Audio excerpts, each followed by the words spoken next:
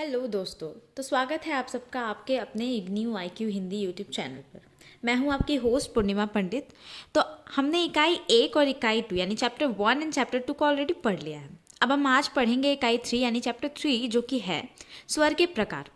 तो दोस्तों चैप्टर शुरू करने से पहले हम आप सबको ये बता दें कि अभी तक जिन लोगों ने असाइनमेंट नहीं बनाया है तो 31 अक्टूबर से पहले जाकर जमा कर दे। और अगर आप असाइनमेंट परचेस करना चाहते हैं तो हमारे चैनल के डिस्क्रिप्शन पे दिए गए नंबर पे कॉल या मैसेज करके आप असाइनमेंट भी खरीद सकते हैं। साथ ही दोस्तों आपके लिए हम लोगों ने BEAVE 181 यानी कि पर्यावरण अध्ययन जिनका भी है, जिन लोगों का भी है, उसका नोट्स अगर आप चाहते हैं तो हम वो नोट्स भी प्रोवाइड करा रहे हैं। बिकॉज एग्ज़ाम में जो इस पार्ट से MCQ क्वेश्चंस बहुत आते हैं, MCQ क्वेश्चंस ही पूछे जाते हैं जिनके कारण बहुत से बच्चे इस सब्जेक्ट में फेल हो जाते हैं। और MCQ को सॉल्व करने के लिए हमारा ये बहुत ज़रूरी है कि हम नोट्स को बहुत ही बारीकी से और अच्छे से पढ़ें ताकि MCQ एक भी गलत नहीं हो। तो आप BEAVE 181 का नोट्स भी हमसे परचेस कर सकते हैं। चैनल के डिस्क्रिप्शन में नंबर दिया हुआ है, वहाँ से आप नंबर लेकर कॉल या मैसेज करके आप कांटेक्ट कर सकते हैं। तो चलिए अब बिना कोई देरी के शुरुआत करते हैं हमारे चैप्टर 3 को यानी कि स्वर के प्रकार। तो सबसे पहले इस चैप्टर की शुरुआत यहाँ से होती है कि स्वर की परिभाषा और स्वरूप। आखिर स्वर की परिभाषा है क्या? स्वर की परिभाषा तो हमने पहले चैप्टर्स में भी पढ़ लिया है। तो जिन बच्चों ने देखा है उन्हें स्वर की परिभाषा बखूबी पता ही होगी। फिर भी एक बार हम देख लेते हैं कि स्वर है क्या।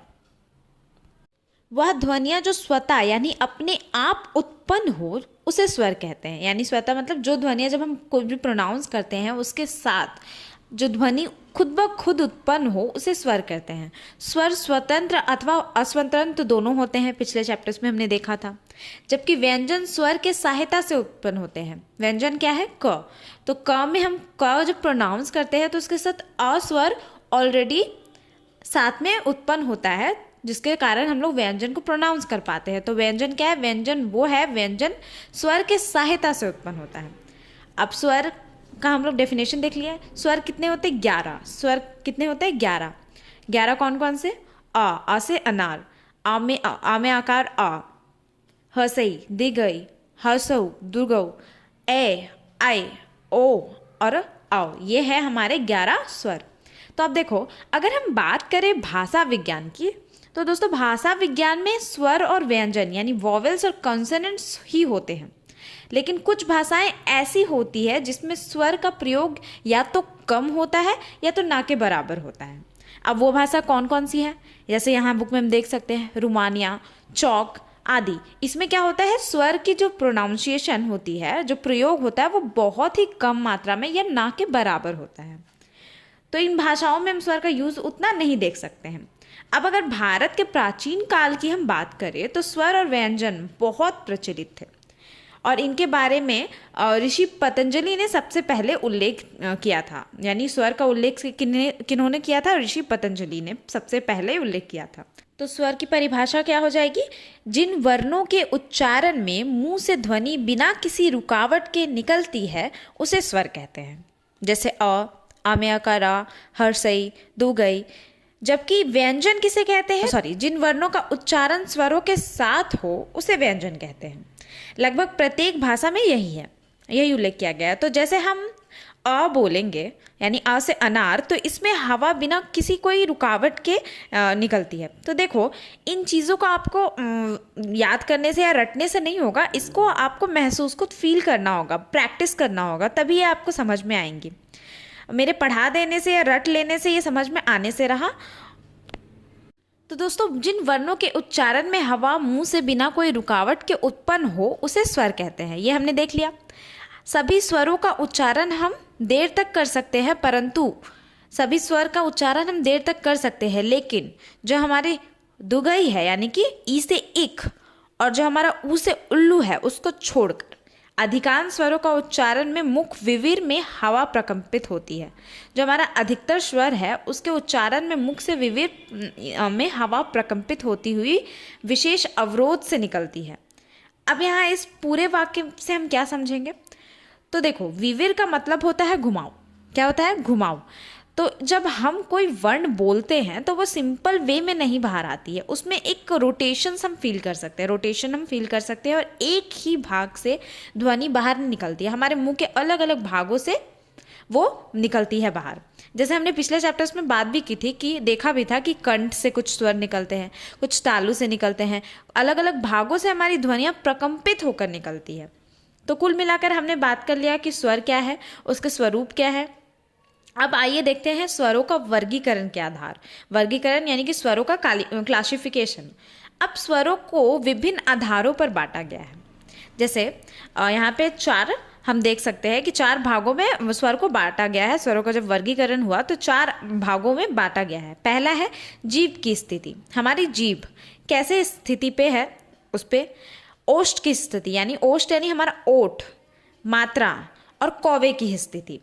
तो किसी भी स्वर के उच्चारण में जीभ की स्थिति क्या है, जीभ का कौन सा भाग प्रभावित कर रहा है, तो जीभ के आधार पर भी स्वरों को बांटा गया है। तो आइए देखते हैं कि जीभ के आधार पर स्वरों को कैसे बांटा गया है। जीभ के आधार पर स्वर को 3 भागों में बांटा गया है। पहला है अग्र भाग, दूसरा है मध्य भाग और तीसरा है पश्च भाग। अग्र यानी आने वाला भाग, आगे वाला भाग सॉरी, और मध्य यानी बीच वाला भाग और पक्ष यानी कि बाद वाला भाग। तो जो हमारी जीवा है यानी जीभ है, ये तालु यानी मुंह के अंदरी एवं बाहरी भाग के साथ काम करती है। तो जब जीभ की स्थिति स्वरों के वर्गीकरण यानी क्लासिफिकेशन ऑफ वोकल्स, हम लोग वोकल्स में बहुत ही महत्वपूर्ण भूमिका प्रदान करती है, ये हमने देख लिया। अब देखते हैं ओष्ठ यानी ओठ के आधार पर स्वरों का। तो ओष्ठों को वृत्ताकार करके स्वरों का उच्चारण हो तो उन्हें वृत्तमुखी स्वर कहा जाता है। क्या होता है कि जब ओष्ठों को वृत्ताकार करके स्वरों का उच्चारण हो तो उसे वृत्तमुखी स्वर कहा जाता है। यानी जब आप होठ से कुछ बोल रहे हैं, जैसे हम कुछ ओठ से बोल रहे हैं, ओठ पूरे तरीके से एक सर्कल में घूमते हुए उसे वृत्तमुखी स्वर घूमते हुए निकले तो उसे वृत्तमुखी स्वर कहते हैं, या वृत्तमुखी स्वर को आवृत्तमुखी स्वर भी कहते हैं। जैसे जब हम बोलते हैं ई यानी ई से इमली, तो हमारा होठ पूरे तरीके से एक सर्कल में मुड़ जाता है। इसको आप बोल कर देखोगे तो आप फील कर सकोगे कि हिंदी में जो वृत्तमुखी स्वर है वो कौन कौन से हैं। आ में अकारा यानी आ से अनार, आ से आम, ई से इमली, बड़ी से इक, फिर आए, ये सभी क्या है, वृत्तमुखी स्वर हैं। अब मात्रा के आधार पर देखते हैं कि मात्रा से क्या आशय निकलता है। मात्रा से आशय स्वर के उच्चारण में लगने वाले समय की मात्रा है, यानी कि जब हम स्वर को बोल रहे हैं तो उसमें समय कितना लग रहा है। तो इसके आधार पर स्वरों को 2 भागों में बताया गया है। एक है हर्ष स्वर, एक है दीर्घ स्वर। हर्ष स्वर क्या है, किसे कहेंगे जिसमें समय कम लगता है, और दीर्घ स्वर क्या किसे कहेंगे जिसके उच्चारण में अधिक समय लगता है। अब चौथा है हमारा कौवे की स्थिति। अब जो हमारा मुंह, अब कौवों की स्थिति की बात करते हैं। जो हमारे मुंह यानी तालु को कहा जाता है। कौवे की स्थिति के अनुसार स्वरों को मौलिक और अनुनासिक 2 भेदों में बांटा गया है। जब कौवा ऊपर उठ जाता है तब हवा पूरी तरह से मुंह से निकलने में सहायक होता है। इसके लिए हम एग्जाम्पल देख सकते हैं। जब हम बोलेंगे आ में अकार आ, हर्षई, दी गई आदि, तो इसको मौलिक भी कहते हैं।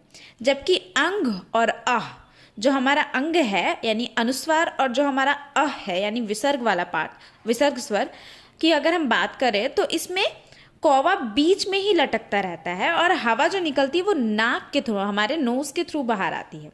तो इसलिए इसे क्या कहेंगे, अनुनासिक स्वर। तो मौलिक स्वर कौन कौन से हो गए, आ में अकार आ, हर्षई, दी गई आदि, और हमारा जो अनुनासिक स्वर हो गया वो अंग और अह हो गया।